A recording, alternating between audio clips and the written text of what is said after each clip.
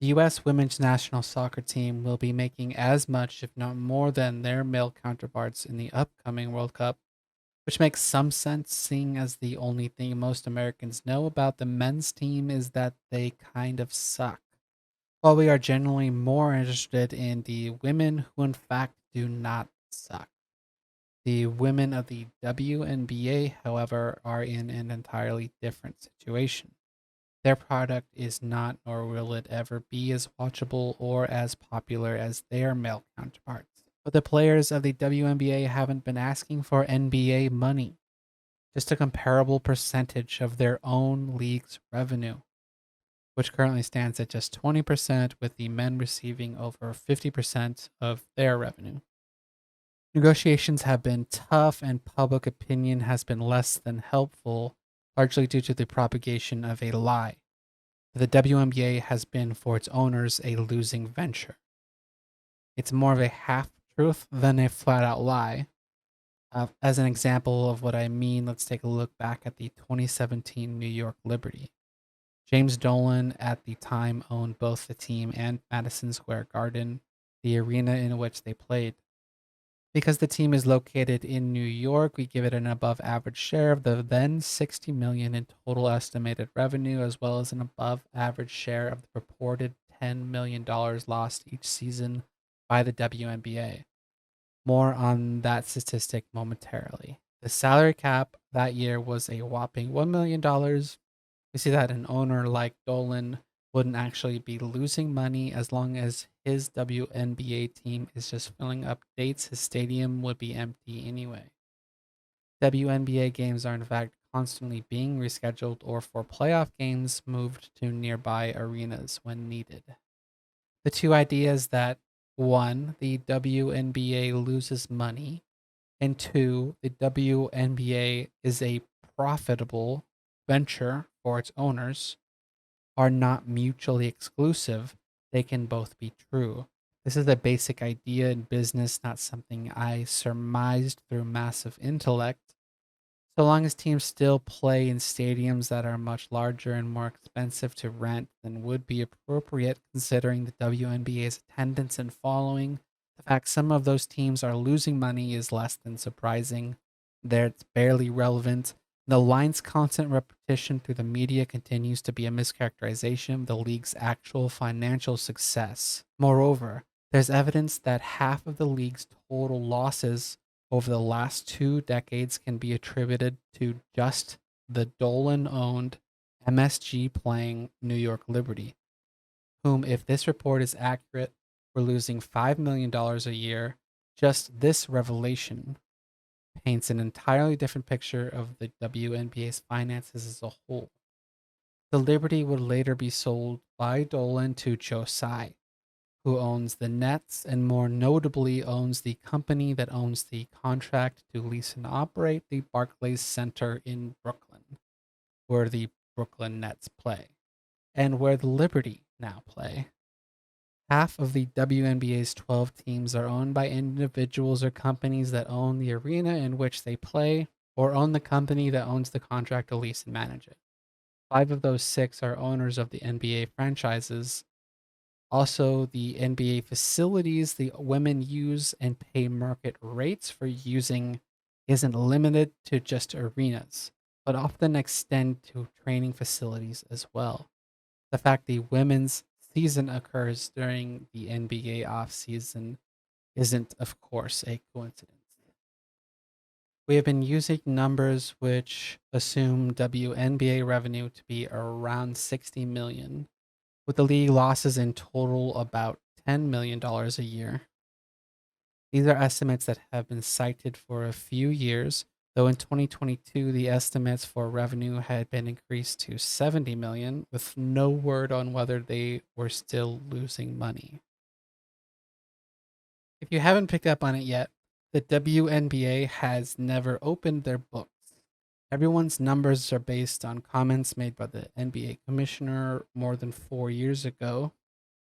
And when asked recently of the WNBA commissioner if the league was still losing money, Engelbert responded, quote, "Despite the challenges of the past 2 years, We have made terrific progress in growing the business of the league, end quote. So her lips were moving and there were certainly words, but curiously no answers. The WNBA Collective Bargaining Agreement, or CBA, minted in 2020, was touted by many as a huge step forward. I think it's a groundbreaking agreement that's going to support these players for the long term and the next generation of players. It's going to include a tripling of the top players' pay, cash compensation, tripling. Though the per team salary cap had only increased from $1 to $1.3 million. The WNBA salary cap isn't just abnormally low relative to its revenue, it is also, as they say, a quote hard cap. As hard of a cap as they come, actually, where unlike the NFL bonus money can't be moved around to free up cap space, and unlike the NBA system referred to as a soft cap, there isn't simply a monetary penalty for teams that go over. It's by far and away the lowest cap in professional sports as well as the most strictly enforced. When Joe Tsai recently flew the Liberty on a chartered plane rather than having them fly coach on a commercial flight, he was fined $500,000 by the league. A team receiving a fine for a single instance of what seems like a small violation amounting to nearly half of all their players' combined salaries is a red flag that they may not be getting paid enough. The NBA is probably the most financially transparent of the professional leagues, while the WNBA, which they own more than half of, is by far and away the least financially transparent. If they want to keep the WNBA salary cap as the joke it is, then I say open the goddamn books. And yes, their Players Association deserves some blame or responsibility for the current situation. But public opinion goes a long way in how their negotiations end up. And they aren't getting a dick of help from the public, certainly not from the media, certainly not compared with how the women's soccer team has been treated in their battle for better pay. Perhaps you have heard of Brittany Griner. Oh, though perhaps not. Some will recall, if nothing else, she was detained at a Russian airport around the time the whole Russia Ukraine situation unfolded. It took 3 months, but the State Department eventually announced they considered Griner to be wrongfully detained. Russian customs reported she was carrying vape cartridges with oil derived from cannabis. Brittany, who is just a few years removed from being the WNBA's top paid player, wasn't in Russia on vacation. She was playing on a Russian team during the WNBA's offseason, as she has done for the past 7 years, and where she is paid more than $1 million per season, more than quadruple her WNBA salary. Actually, an amount that would be nearly an entire WNBA salary. In 2015, the league's all-time leading scorer, Diana Taurasi, was paid by her Russian club her entire WNBA salary to sit out the season. They wanted her rested and not injured. Many women have found in both Europe and Asia they make 10 to 15 times more than their WNBA salary. I have those quotes here because she said that her WNBA career going forward, she doesn't know if she's going to come back. She said, I've said this many times. The WNBA doesn't pay my bills. Playing here doesn't pay my bills. We make more money overseas. I'm ready to have next summer off and focus on getting a European contract where it's 10 seasons here worth the pay. All right, now. When players start playing overseas exclusively in lieu of the pittance doled out by the WNBA, perhaps then it will be more apparent that these ladies have not been getting paid what they deserve, and that the NBA has never taken their women's league as seriously as they could. The WNBA averaged 306,000 television viewers per game over the 2021 regular season. The NBA averaged 1.3 million. The difference is honestly less than I thought it would be. We will also consider the men play a longer season, sell more merch and more tickets at higher prices, but the men are paid literally over 100 times more than the women. And to reiterate, the ask is simply a comparable percentage of their own league's revenue. Last note on Britney. I can't help but wonder if it was one of these women being held legally without trial in a foreign country, would our media not care just a little bit more?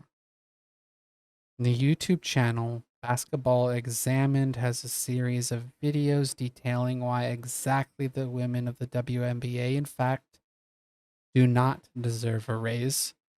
Their original video on the subject went viral ish and was a rebuke of ESPN's Katie Nolan's fair attempt to support the women of the WNBA.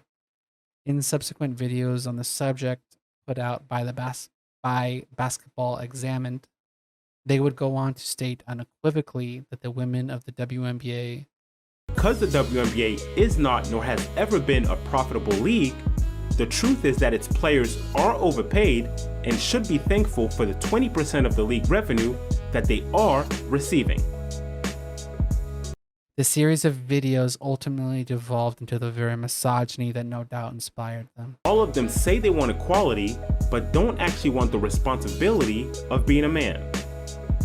Still, the misinformation and bad faith arguments would go out to millions.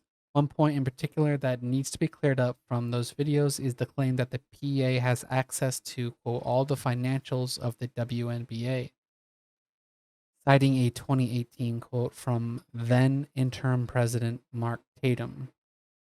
Though the statement was made literally the same day the president of the Players Association was stating the opposite in her article printed in The Athletic.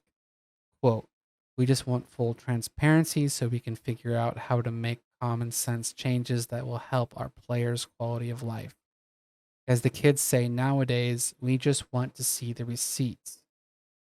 Tatum's statement is also at odds with PA Vice President Shanae Ogwumike, who stated that not only are the financials they have been given not full, but a standing non-disclosure agreement prevents her from discussing even those incomplete financial numbers they have been shown. The PA was officially citing financial transparency among other reasons for electing to opt out of their contract in 2019.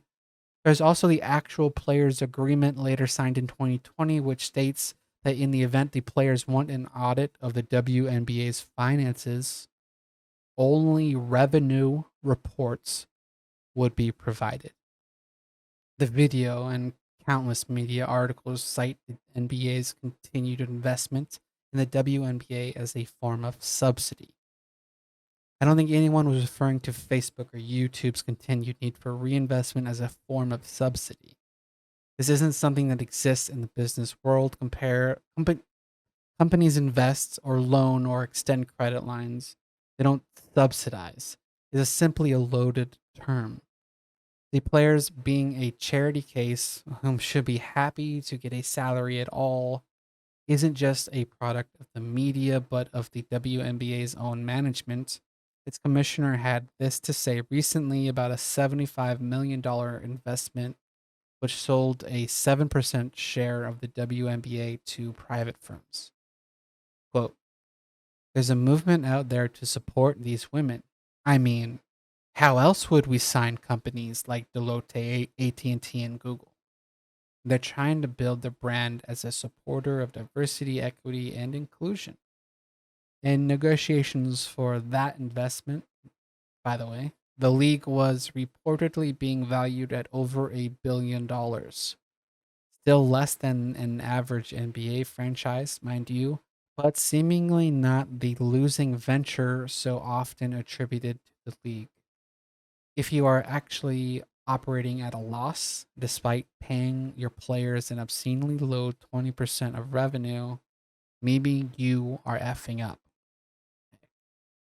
A view no one else seems to want to acknowledge, let alone disseminate, especially as other women's basketball leagues exist, pay their players much more, and still somehow manage to make money.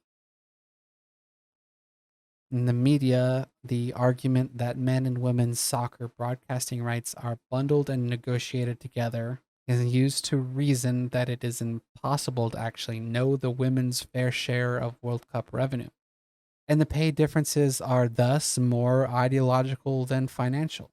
For the women of the WNBA, the fact they also bundle TV negotiations with their male counterparts is brought up to imply, if not state explicitly, that their broadcasting revenue is a non deserving, bloated figure. Just another handout. Here's one from the New York Times, of all places. The women's soccer teams certainly get more views in the US than the men, but their pay was equally distributed based on percentages of their total earned revenue, not by US viewership. Overseas, the men's games get watched a lot more than the women's, and most of the revenue for these soccer tournaments come from outside the US. Meanwhile, the WNBA is asking for no more than what wasn't good enough for the women's soccer team, just a comparable percentage of their own league's revenue. Certainly, they are not asking for the same pay as their male counterparts, which is exactly what the women's soccer team will be getting, despite, by the way, how either performs in the future. Justice with a league where 80% of players are of color seems to come a lot slower than for the women's national soccer team. To support independent investigative journalism, please consider liking or subscribing to this channel and the video, liking it. Like, am I done? Are we done?